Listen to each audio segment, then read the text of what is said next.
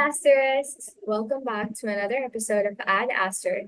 For those just turning in, Ad Aster is the youth-led podcast of the literary magazine Asterlit, which focuses on cross-cultural connections within the writing world. I'm your host, Zara Hafeez Siddiqui, the podcast director at Asterlit, and I want to give all of you a heartfelt welcome to episode 34, From Fact to Fable, where history ends and legend begins. Now, let's get to know our other host for today. Can you please introduce yourself and your role at Aster? Hi Asterisks, my name is Chelsea Guo and I am an associate editor at Asterlit. Really excited to be a part of the host today, and I'm also really excited to talk about history. It is one of my favorite subjects at school. Wonderful. Oh, so to prompt this episode, I just want to say Chelsea, our wonderful podcast team member, is the one who came up with the idea for this episode. So I think the first question I have for you, what led you to, make this connection between history and writing? Why did you come up with this idea? Essentially, when we saw like the brainstorming doc in the podcast like Slack group chat, I kind of started thinking like, oh, what could we talk about? And I was thinking, and I was in like the throes of my AP studying for World, I believe at that time, or at least I had just finished it. And when I'm in my AP like World history classes, we talk a lot about whether history is a story, and that got me thinking a bit. What if I just brought this conversation onto Aster? And I think to me, the discussion of whether or not history itself is a story is so fascinating to me, and I really wanted to hear Zara's opinion on that. Oh, okay.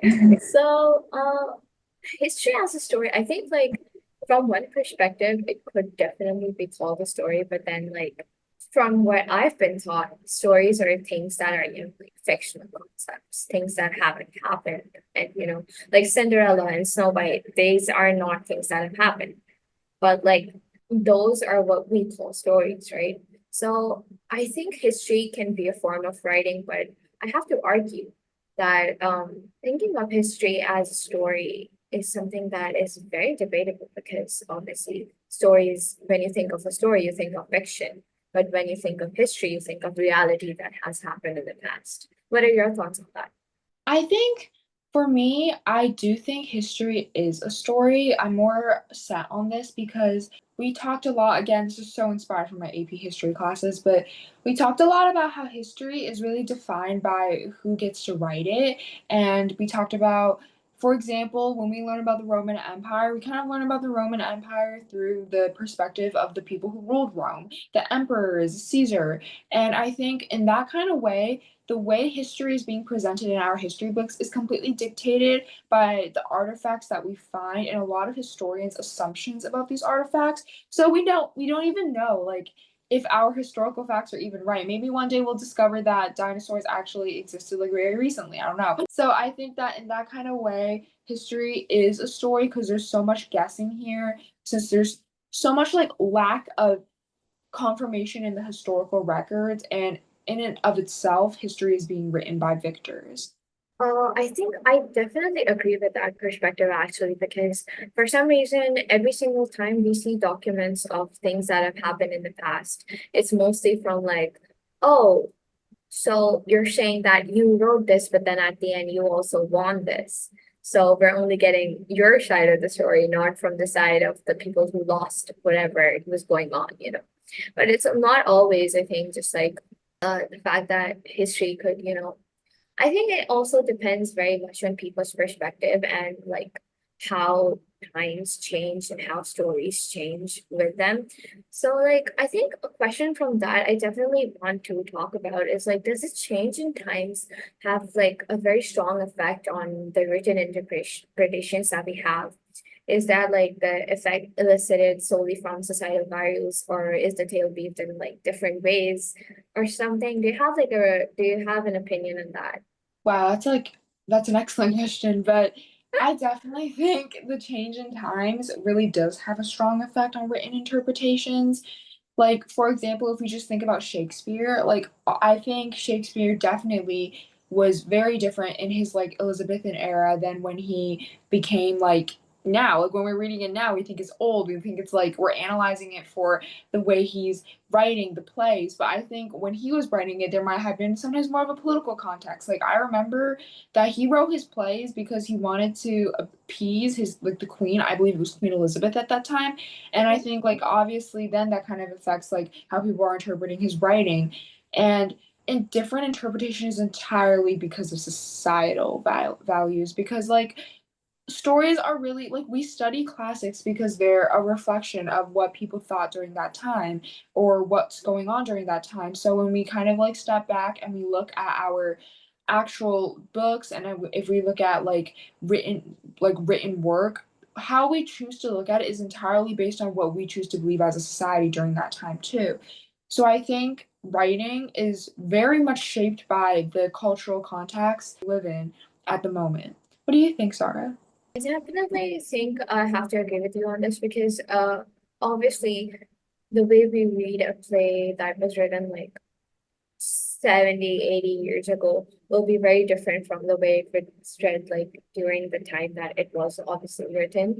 So it also like I think even that is like a portrayal of how people view things because I remember reading somewhere that initially when like Robin Hood was first written or something, and I'm still not sure when it was written, but like when it was initially written, people viewed Robin Hood as like a bandit who, used to steal from like the wealthy and then just like spend it on luxuries and goods and beers. But now that as time has passed and the interpretation has changed quite vastly, and we see the portrait of Robin Hood as someone who is endlessly kind and endlessly giving, and we as a society, because the current youth of our time is like very much determined on providing safety and security to people who are lesser privileged, and so we definitely, I think now the people in current times understand Robin Hood a lot more than the people who initially wrote these stories because he was initially perceived as like a bandit who stole and stuff. But now in current world, in current times, he is portrayed as a hero who used to steal from the evil and the rich and give them to the poor. So it's just like I definitely think that the current time period that is happening has a very like strong impact on the kind of storytelling that happens and the kind of storytelling that is perceived. Wait, I totally agree. And honestly, when you were talking about Robin Hood, I kind of started thinking about Disney, all the live action movies, like Snow White's live action, like Ariel's live action, Cinderella. Like in that kind of way, you can see how like our society has changed in the way that they're choosing to present like all these princesses in the live actions versus in the original Disney. Yeah, definitely. And some people are mad that Disney is choosing the original. I mean, changing the original and not keeping it. And I think that's also kind of a reflection of like how we as a society also think. I think it's like definitely another thing about it is that the changes that they're making could actually like I read this comment somewhere and they were like it just goes to show how people are very determined to change in history instead of like creating new bits of it. And which just like immediately made me think instead of like making all of these changes and these world class classics, actually, they could have just like, made newer stories that children would enjoy. All a person needs is a pen, a paper, a piece of paper, and an imagination to create an entirely new world, which is what the original writers of these stories did. And I think like in current day world, if those writers were to come back to life like the original Grimm brothers and they would see the way these movies have been changed to fit societal values, I think they would definitely not like it because obviously it's a part of their history and it's the part of their writing that is being shifted to fit societal values, and I definitely think that is something that often happens even with like not just like written history but also just like history in general. The narrative oftentimes shifts quite a lot to fit whoever wants it to fit them better. Yeah, I totally agree. And I think that just kind of got me thinking a little bit about like, why do you think writing and history and like the idea of being able to control the narrative are so intersected with one another? Like, what like compels us as people to really feel the need to rewrite history as if it's a story.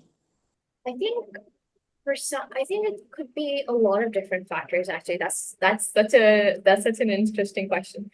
Uh, some people could change it to make history kinder, and then some people could change it to make history seem cooler than it was. So, an easiest example of it would be like the way a lot of like different books perceive Achilles very differently. Some people have the urge to make this demigod into a nice person, but then some people are like, no, demigods are evil from the core, and then they rewrite the entire story where Achilles is the main, villain and stuff. So I think the reason writing has such a big impact is because, like I said before, all you need is a pen, a piece of paper, and an imagination to create worlds that nobody else can, to even sometimes create lies that were not there.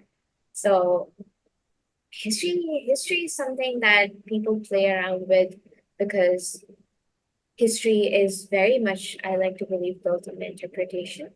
And interpretation is what leads to stories. And when stories are created and children read those stories and their children read those stories, then the world's view on a certain event gets shaped. And I think that is why they are so writing and history are so closely intersected. Yeah, I really agree. And I think that for me too, it's also an element of a bit about how writing is essentially kind of permanent. Like, and we've known, like, we all know how long the written records survive. Like, they survive for centuries, thousands of years. And I think that that's a lot of the power that writers hold because honestly, like, living in the moment, like, obviously is good, but living in the moment sometimes means that that moment isn't really preserved. And I think for a lot of like a good portion of history, like you're not really able to preserve that in the moment. Well, we try to, but it's really difficult to. And I think writing is the best preservation of history, which is why I think writing and history are so intersected with one another, because writing is the element that we use in order to kind of trap history into this glass case and look around at it and kind of view it as like something that we can return back to. That in that kind of way, I think that's why writing becomes so essential because like not to I love music, but sometimes music isn't really able to stay around for a while and we can't really portray exactly what we want to say and express through art or music, which is why I think writing becomes a medium that we use to talk to kind of the future generations. Because writing literally it's words, it's preserving exactly what we choose to represent and what we think. And I think that's what's so powerful about writing and why we as like why historians are honestly storytellers at that point and why I think honestly so many of the politicians of the past are historians or had like a humanities background.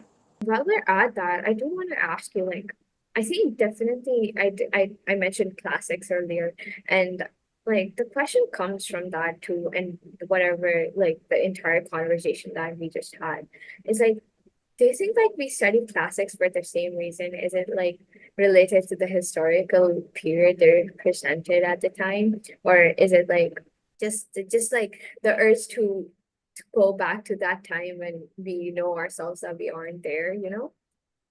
I think absolutely that's why we study classics. Like I think the reason why we look back on old historical novels is to learn about the historical context then, about the writing style then. It's kind of like informing us about how we like watching literature evolve and change over the course of many many centuries is like watching humanity evolve and change. Like for example, I recently just finished Wuthering Heights by Emily Bronte. It was excellent, I loved it. Like I think like that just gave me such a good look into like kind of how English society was like in the 1700s and the 1800s. It was just so incredibly like accurate. Like it felt like I was living in the moment. I could physically see like Catherine Earnshaw and Heathcliff across the hills. I could see how racism was Yeah. affecting Heathcliff. Yeah, and I could see how like they how easily they fell to sickness. They got sick so easily,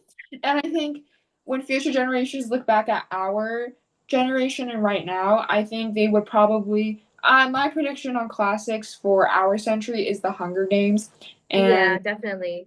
The Handmaid's Tale, The Song of Achilles, and I think those are the ones that I can. A Thousand Splendid Suns. Do you? I think that's what it's I called. I think think A Tale of Two Cities too, honestly. I know. And then they would probably look back and be like, oh, like this is the generation books that define this era. And it kind of informed them a little bit about how we were living, kind of what Yeah, we were concerned about back then. definitely. And like all of that is like just like again, we're leaving parts of us in history through the writing that we have. And I think that's the same thing that happened in the older generations. And it just like vividly reminds me of this thing going on Instagram where people are like, I was born in the wrong generation. I was supposed to Oh be yeah. born back then and then back then and during this time. And I'm just like, the reason we know how people used to dress in the 1950s and how people used to act in during all of those times is because we have so many like written evidences of that. And Mhm. because during that time, obviously we did not have anything like social media or anything. Writing was like one of the most like the most obvious and the most, I think, raw form of communication that could have been provided and that could have been left behind. So I think, and even now, I think like 20 years from now, when someone from the next generation picks up a book that was written during our time, they would go, oh, so this is what a cell phone does. That's exactly what you said about how writing is like a raw and honest form of communication. That was like literally just summed up like all my thoughts about like right how writing and history are intersected with each other. And honestly, like now that we've been talking about like what we have in history, like I kind of started thinking about like a little bit about what we don't have. And I wanted to hear your thoughts a little bit about how obviously like in history there's a lot of stories that we don't hear about, like that we don't really hear expressed. And how do you think like not having those stories or versus having those stories, how do you think that would have impacted the way we as people are storytellers and present history? I think the thing is that not being provided those instances makes us wonder more about them. Firstly, I think that it's in human nature to have curiosity, and the reason we wonder about things that we haven't seen or things that we haven't read is solely because we don't have them with us. Because currently, you and I have been discussing what happened in the accounts that we did not get to see, but we aren't wondering about the accounts that we already have. So I think like having those instances would have this very obvious change where we would be less worried. Even if we did have those, then we would be sitting there wondering, we still don't have something because it is within our nature to consume and consume and consume. And when consumption comes to an end, we start wondering what else is there that we can then again consume. So I think like having those instances provided to us would be something we don't even know. Maybe those instances don't exist and we're just trying to satiate our own selves by providing us, thoughts as if, oh, this account seems like there's something missing, so there must be another one. But then there was no other account, and this is like the only one, and the person writing this was just like a terribly bad writer. And they just did not capture like the intensity of the situation or something. Is no other thing that was written about the situation. But we're out here wondering, what if? What if? I think the what if is something that's like integrated into our systems and it's just something that would never end. So yeah, those are my thoughts. What are your thoughts on that actually? I wait, once you said about like how we as people keep on wondering about it, like that just kind of like transformed my perspective on this.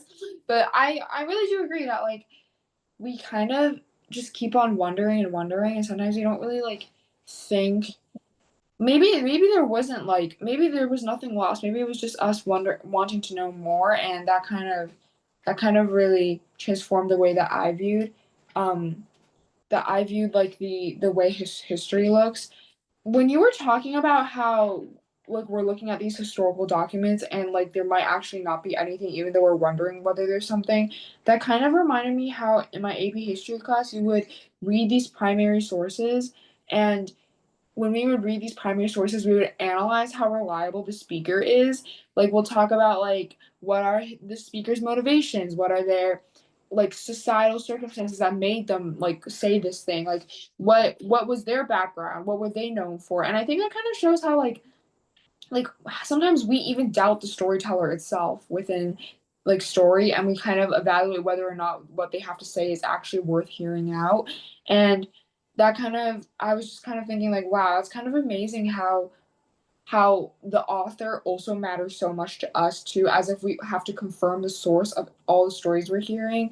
And maybe that just shows how we are very untrustworthy individuals at heart. I don't know. Yeah, no, I definitely think that way too, because like we have an account, but then we're like, is this true? What am I reading the true account? Or because it's also like I love how this conversation made me realize how like untrusting we are of like history that's provided to us, and we're just like, I fear I do not believe in this. What else is there that I can read about this? And then, because I think that's the same thing for when like people research. They're just like, okay, so I've read this one thing, but then I think I'm gonna read like 50 other things regarding this topic just to make sure that this one thing is correct. And then you get more and more tangled up. But then the argument is, oh, I know more. And I think like the I know more and I have more knowledge on the topic argument is pretty good. But again, we need to satiate our curiosity some way. Yeah, I agree. I'm a debater, and so many times when I'm reading historical documents and stuff like that, my instant reaction is like, I think this is wrong. Like I need to read so many more sources to confirm that this is right. Like everything we're literally taught to approach all documents and also in history too with like a I think this is wrong. And also I definitely think that a person's perspective on its own is very strongly like it very strongly showcases how they view a certain piece. Like for example, there could be something that's written and then you could argue that is absolutely right, and then I could argue that is absolutely wrong. But it's just like the way our perspective has been channeled, and that the way we're viewing the thing that is written is, I think it just like, especially when we're researching and stuff, a lot of people are like, okay, this might be right, but then the other person is gonna come up to you and argue, oh, this is wrong. So I think like whatever is written within like history is also very strongly, the belief on whatever is written in history is very strongly dependent on what the person's perspective is, the person who's reading it. What are your thoughts on that? That's a very good question, but um I essentially think that that's why books are controversial. Like that's because readers are reading it from different perspectives, and that's why we discuss stories, we discuss these classics, we talk about how that's why writers may have even been persecuted before because of the reader's perspective on how different it is. And I think that it's the fact that readers come with so many different interpretations that allows us to generate discussion and like conversation around these topics, which is why I think it's good that we approach things with so many different perspectives, and we approach things with like a bit of like an untrusting kind of mindset, because I think that allows us to really talk about it on a deeper level, kind of evaluate why we chose to interpret it this way. And I think it also opens up new windows for the people who never thought it could be interpreted that way. So that's my 2 cents on it. Yeah, no, definitely. Like I love your perspective on that too. That does make a lot of sense. And so far, I think like what we have talked about is just like the sum up of, yeah, history is a bit wishy-washy, a bit wishy-washy. Like people wrote whatever they wanted to, and we like our perspective on it and our societal values and stuff are the things that mostly make us determine. And in this like in retrospect, the internet is a bad thing, but then like one of the good things about it is that like we can read so much about stuff, and we can get so much knowledge and stuff, now as like an individual create our own perspective on things. Like you can't exactly say that, oh, I did not have, because back in the day people could say they did not have the resources, because like obviously it's all just like written and stuff, and you need to get books and stuff for that. But like majority of the world now has like the internet, and like searching stuff is just like a click away. So I think like providing ourselves knowledge is, while we do, portray like the essence of what a consuming being is, we should also like, I think, embrace it in a way and consume as much as we can, so that we have all the right perspectives and all the wrong perspectives, all the perspectives just in general, so that we can make up our own. I agree. And I think, wait, actually, when you were talking about like social media, this got me thinking a little bit. How do you think social media has impacted history and writing, like overall? Because it's definitely making changes. We know that. And like maybe we don't even realize the changes that we're seeing. Okay, can I be honest here? Hmm. I think when it comes to giving information, the internet is pretty good, but like when it comes to literature, the internet is slowly making people decline, like really strongly, because firstly, the use of AI in writing is just like it's getting super bad. Yeah. And yeah, every person who uses an M dash or like parentheses and stuff is saying, "Oh, you must have used ChatGPT to write this," and stuff. Mhm. But I also think it has like severely impacted the narrative of a lot of stories and stuff, because currently, from what I've noticed, is like, especially from like book talk and stuff, the books that are usually, coming out and stuff are just like, it feels like most of the writers in the world have handpicked a certain group of people who like reading a certain narrative of books, and then they're just like going with it. And the essence of writing, I feel, is slowly starting to deplete in a way, because the true way to write is to write what makes the most sense to you. But Mhm. then, like, if people continue to write stuff that is not, like that that they want to write, but that's, pleasing a bigger demographic, then I think then that just like takes away the joy from it, and that just takes away the well, as I said before, the essence of writing, because the essence of writing lies in the way it is written from your own perspective and your own imagination. But then if everyone is following the same track, and if everyone wants to write the same thing, then there's no room for imagination. It's just cultivation of an already created idea. So I think like that's social media has like negatively impacted it quite a lot. I also have like quite a few thoughts on this too, but Mm. like essentially like if you look at social media and its relationship with writing and history, right? So social media, we like statistically we've noticed that with the rise of social media, especially among the younger generation, we've seen literacy rates go down because Yeah.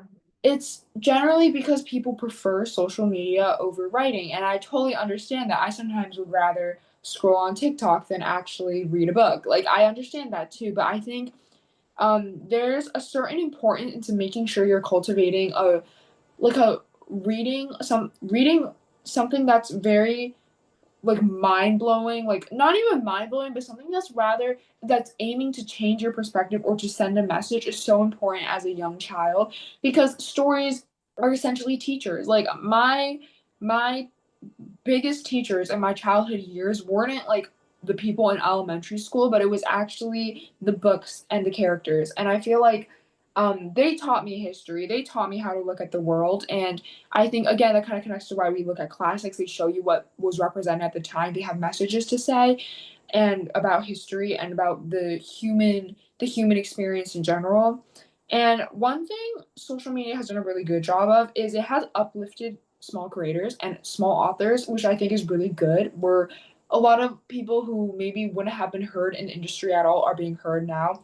But like as social media does with everything, it kind of really like amplifies this gap between overemphasizes too much. It either underemphasizes or overemphasizes. And one thing I think is overemphasizing is this idea of commercial fiction. And this I think is kind of Yes. relating.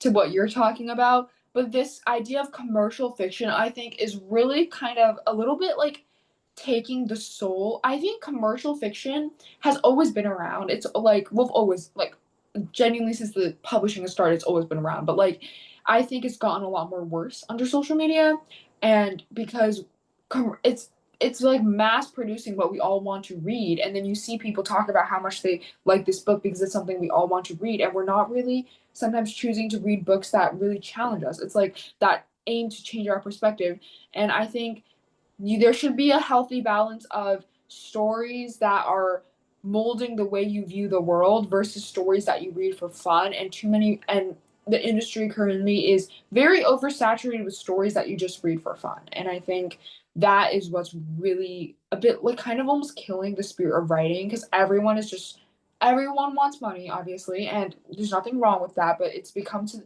the market is just so full of these stories that honestly kind of start feeling really similar, like a copy and paste. And sometimes you're reading it, and it doesn't really feel like you're challenging yourself anymore or has something to say anymore.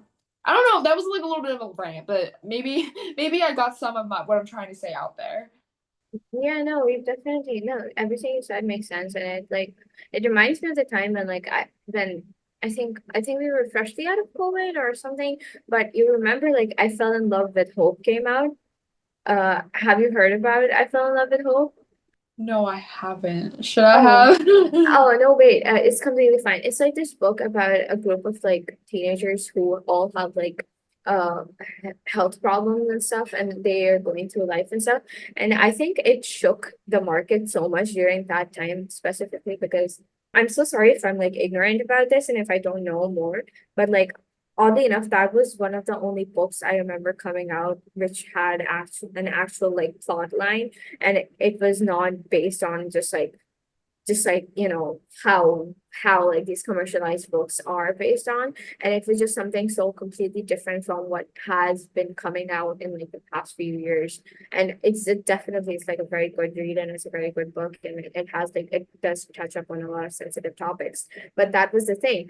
It touched up on the sensitive topics in all the right ways. It like broke people's hearts in all the right ways, but then it was like I think it got so big because there was no book coming out that actually talked about like problems and stuff, and like it wasn't actually like a reflection of what does happen in the world and what has happened in the world in the past. The current world and the current setting of the world is very strongly like it reflects on the way people write. So like from that I genuinely have a question. Is it like possible to write a story without a setting, as in just like wondering if there's like a blank void, and then a blank void it could also be considered a setting. So like, do you think that's a possibility? A story without a setting. I think I think that's not possible. I think a blank void is a setting. Like anything is a setting, down to even if you're I think a great example of this is like A Wrinkle in Time. I read this like ages ago, so it's a little blurry for me, but I remember I think the main characters come to this town made of paper, and I think it's like everything is very white. I remember it as everything being very white and like soulless, and it felt like that wasn't a setting, but it was a setting. Like the fact that it was blank and soulless was a setting, and I think virtually anything is a setting. And that's my 2 cents on it. But what are your thoughts? If you're starting to write and the part where you start writing starts with a blank void, then definitely the blank void is the first setting you're providing your reader with. So again, definitely gotta agree with you on this. Anything in a setting, as long as it's mentioned, and a black void described is still a black void, and a black void written is still like a setting that is being provided. So definitely think that what you said makes sense. And yeah, I think that's my 2 cents on that. Wait, I wanted to get your thoughts too. Now that we're talking about setting, but was like if you were to write a story and you just wrote a story with no characters, no thoughts, like there's no like you're not like telling a message, you're just simply describing imagery, and it's like just a progression of setting, but the imagery is changing, but you're going from tree to flower, and then we're going to grass now, and it's just like a progression of descriptions. Do you think that in of itself is still a story? I think like it's a bit debatable because it could definitely be passed on as like just like writing a descriptive essay because you're describing a certain area. But then again, I think if I were to write a story like this, I would write it from the perspective of the wind because the wind would be the one thing that would, be able to pass by in all of these settings that I want to describe. And if I really just want to, describe the setting, then I think I will definitely I've never imagined how that would be possible. So like that's very creative on your part. But I think I will need someone's perspective. So I think I would if I won't be writing about any characters or stuff, I think I would pick the wind because again, the wind carries over to every single place and I wouldn't make the portrayal of it as like a living being, but as just something that's floating around that gets to see everything. So I think that's like the way I would write. How would you write it? If I were to write it, I think I would write it from the perspective of like nothing. Like I think I would write it with it's just some like third person narrator. You don't know who the third person narrator is, Oblivion? but you're From the perspective of the Oblivion? just some like I don't know, like, random being, and I wouldn't insert any kind of like voice. Like there would just be it would literally just be zooming in on descriptions. But I think what I would try to focus on is what specifically I'm choosing to show through those descriptions. And I think that in it of itself is like a story. Like for example, if I were going with the same tree, maybe I start with like a meadow and then I like zone in on like a singular tree and then I zone in on like a leaf and then I zone in on like a colony of ants and then I like Oh, yeah, and then I go down to their like ant colony and then maybe like the ants are eating each other and there's like a queen bee watching and like and then I think but I just like there would be no voice. It would literally just be description after description for me. wait. That actually sounds so much. If you end up writing that, I would love to read that actually because like I've never heard of that before. It's really got me wondering. I think this is the kind of thing I'll be thinking about for like a few days. How do I write a story without any perspective and just description? That's pretty cool. Oh my Lord. Maybe that's like a prompt we could do later. Like that inspired us to write. I've been having a bit of like a what it's I forgot what it's called, a writer's slump with prose stories recently. Oh, yeah, no, me too. I've been trying to like get up and write for so long. But then the Mhm. thing is that I just keep thinking, oh God, how do I do this? And then I just like move on from it. Yeah, I've been struggling too. Like, I think I've been writing a lot of poetry recently, and I've gotten so in a poetry mind that when I turn back to prose, it's like, shoot, like I need a character. Like, I need something happening in the plot. Like, Oh, like I can't just like be pretty with my words. But yeah, no, that makes sense. It's like, oddly enough, like if whatever prose I end up writing is like mostly essay formatted. So I tend to write it from the perspective of like no one in general, just like a person, but that person you don't know who they are. So yeah, it's just like, oh, so what's gonna happen in the life of this person that no one has ever seen or knows exists? yeah, I wait, now that we're talking about setting, I also want to get your opinion on like imaginary settings versus realistic settings. Like which one do you prefer when writing and what do you think these different settings portray as like a message? Oh, okay. So like it has like imaginary settings as in like Fae and stuff like that, like Fae worlds and all of that stuff. I Mhm. think honestly I find those really fun if I'm gonna be honest. Like reading from that, like reading those kind of imaginary settings is just like it's kind of like how a person reads Harry Potter and then you're just wondering what else can this person think of? And what Mhm. else could, be a part of this very vast and very big world? And you're just there sitting there and thinking, oh my God, I how did they come up with that? And I think like I like reading like imaginary settings more because like leads me to wonder how much a person's mind could like come up with such like extravagant imagery and such extravagant wonders and stuff. But then like even in realistic and the reason a lot of realistic writing, I like reading both, but obviously, considering I've yapped too much about imaginary settings, I like that one a bit more. But even in realistic settings, especially when writers portray them well, they are so well done. And I'm just like, oh, this is like this thing exists actually, but then like I would have never seen it from your perspective, and I just love to read it from the way you have read it and the way you have written it. And I think like yeah, definitely. I think both are to be appreciated, but I would definitely lean more towards like imaginary settings because they're just like they're whimsical, they're fun. I love rolling with those. What about you? I couldn't choose either. I love imaginary settings. See. Like, oh my god, like I biggest one I could think of right now is Harry Potter. Like, so many people are so invested in that imaginary setting that this like fandom has lasted for like ages. And like I've read so many stories that were fantasy based, and I literally want to teleport in there and live it myself. And it's just so, like you said, it's just so whimsical. It's such like a breath of fresh air. But on the other hand, some realistic settings are just done so well that you like that like they make you, but it's done in a way that you kind of, the best realistic settings in my opinion are ones that are so relatable, like, and so real that it gives you like an ache in your heart, like you're like watching kind of, you kind of feel like you're watching the world but in this other person's perspective, like you teleport into someone else's mind but you live in the same world.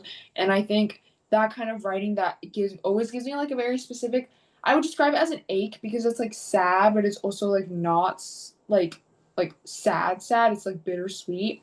But that, Nostalgia? More like yeah, nostalgia feels, yeah. but like it just felt those, that's like the most like realistic settings that do that are just so good, like they hit every single time. I would say actually I would have a favorite. If I had to have a favorite, it would be magical realism because like we're still having these like realistic settings, but now we're balancing it with like something with like a spice of magic. My first Mm-hmm. magical realism book Oh I think I yeah. read was like a book with like a bee on it. I don't remember the name. It feels so terrible. But that was just like mind blowing. I was like, oh my god, like I was like that like transformed the way I approach my writing. Oh wait, yeah, you're so right. I think like especially for people who can't choose like stories with both settings are like so wonderful. Especially like I think the Folk of the Air series, like the one with like the Cruel Prince and stuff. I think I like those because like there's I love the book too. oh right, same. I actually love those Wait, books. and actually, the book that got me, it was actually Book Talk that got me into it, but Book Talk did right. Yeah, It was that's right the with one that. thing they book talk did correctly. Yes, it's literally the only book I've read that I felt like was actually really good. Like that, I remember reading the first book and being, oh, like, what is this masterpiece? Like, how did they What find is this it? masterpiece? Yeah. And like I love the author too. She's such an amazing person. And then like just like the way she writes, it's like so compelling. And I loved how like it wasn't even that big of a book, but then there was so much that happened and like the pacing was perfect. It was insane. And then like even the blend between the realistic and the magical settings in that like I was just like, how did she carry this so well? I know, and like every it was actually just so perfect the way she would like contrast the human world with the fairy world, and like and she did the thing where it was like the first book, like each book gets better than the previous book, which is so Yes. Oh rare my to find in a God. series. Like I think for me personally, like the third book was so good too, but the second book was just like peak. Like I was like, I I remember the second book was so like amazing for me, and I think I stayed up till like 2 a.m. reading the story on, and I was just, oh my god, that was such a good book. I'm so glad I found another person who read it because I feel like for some reason like no one seems to know what I'm talking about when I'm like when I mention like the Cruel Prince and the Folk of the Air. Then like the moment I say the folk of the air, I immediately have to like shift and say the Cruel Prince because people on the internet are more likely to have read the first book than to know like the entire series. I just want to talk about it, and it's so much fun. But like we're just so running out of time right now, and Mm-hmm. yeah, oh my God, another common interest. Chelsea and I have been finding a lot of common interests regarding things lately, so it's just like super fun. Yeah, we're literally, I feel like I'm seeing myself in Zara and like, it just feels so comforting to have like a nice Honestly, same. Like the people that are like, "What's the cool prince?" And then I just have like Chelsea in here saying, "Oh my God, I love that," and I'm just like, "Yes, I love bro. this too." I think talking about the cool prince was like the perfect way to wrap up this episode because Mm-hmm. both of us are very passionate about the topic clearly.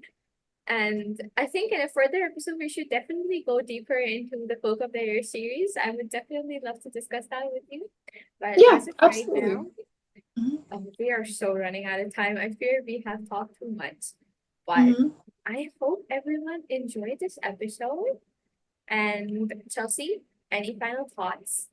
This was so much fun talking to Zara. This was so much fun being a part of this podcast. It's an honor, honestly, to be a part of Aster and get to yap about my thoughts like this. I hope you guys enjoyed the episode too, and thank you for listening. Yeah, I definitely second that. Thank you so much for listening, you guys. And again, Chelsea, wonderful conversation with you. I just had so much fun, and I was just like, oh, I hope this could keep on going. But Mhm. we would love to have you on for another episode as well. Chelsea is one of our newest additions to the podcast team, and hopefully, we will be seeing more of her around. And this was a lovely discussion topic, and I had a lot of fun. Thank you so much for joining us for this episode, Asterisks. It couldn't have been possible without you. For more, follow us on Instagram at aster.lit, that is ASTER.LIT, and check out our website, asterlit.org, for transcripts and more. Keep a lookout for our latest issue, issue 14, Meridian, releasing on the 30th of August, 2025, through the link in the description, or find this issue on Aster's official website. That is all we have for you today. I hope you guys had a lot of fun. Goodbye.